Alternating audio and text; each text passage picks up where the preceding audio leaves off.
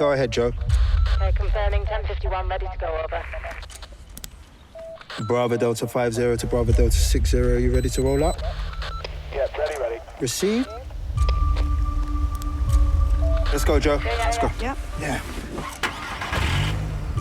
You see a swan glide gracefully across the water, but its legs are flapping like mad. And that is basically what each one of these episodes are. Yeah, let's make the call. Let's go.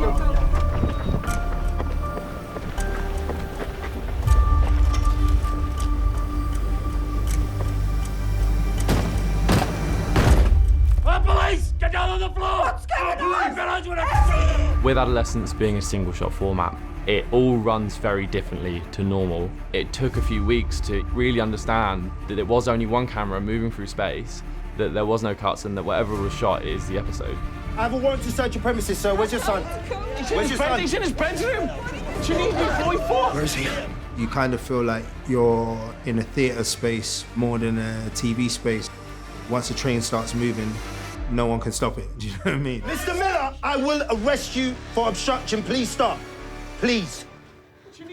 I'm arresting you on suspicion of murder. Do you understand? Dad, I haven't done anything! Adolescence is not a whodunit, it's a whydunit.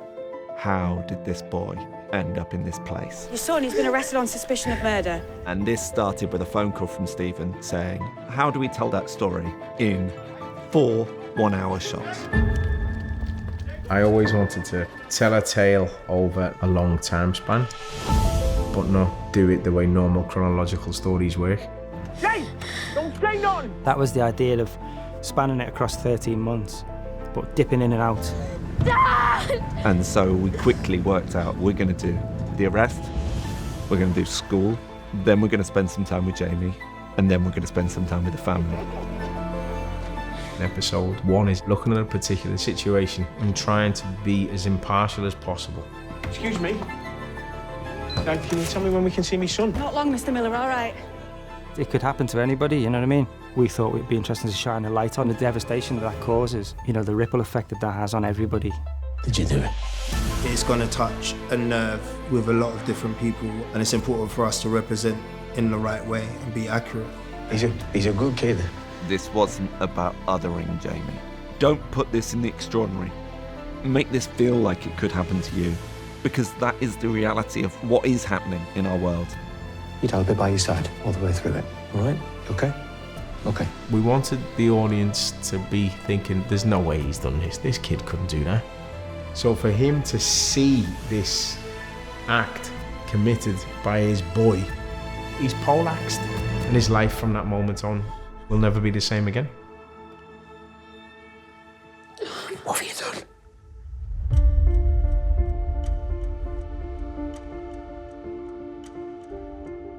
Episode 2 should be something that makes people think, sparks debate, and opens the door for other directors, writers to feel that they can show the harsher sides of reality beautifully. Oi! Ryan! What have you done?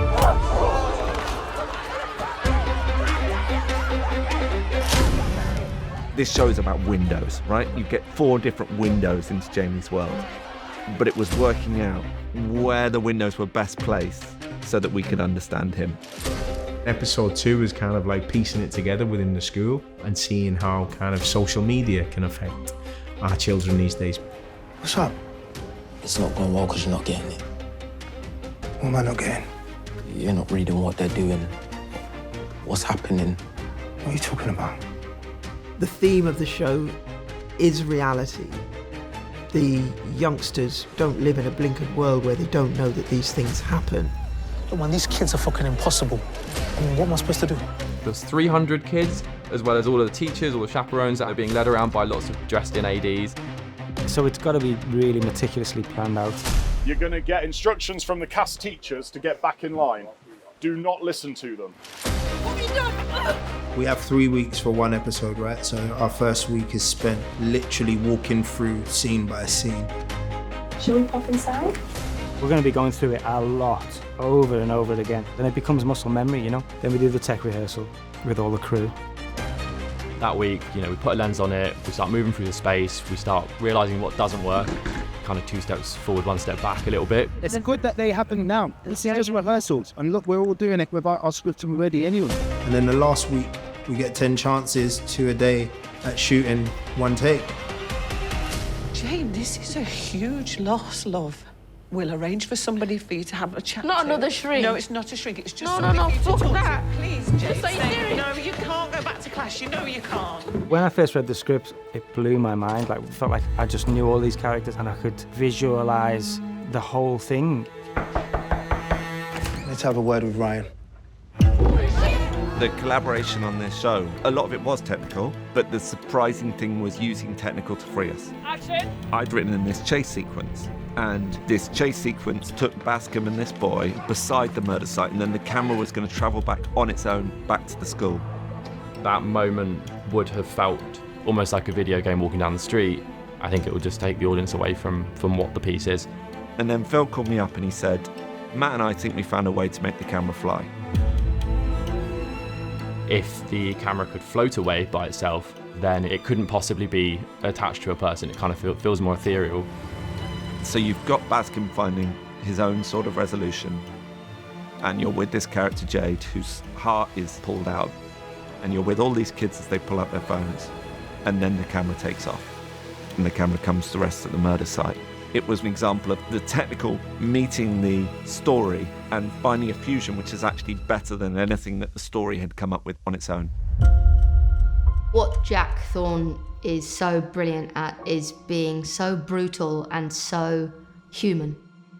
That's the crux of this episode, and probably the whole series, is how interesting it is what people present versus what's within.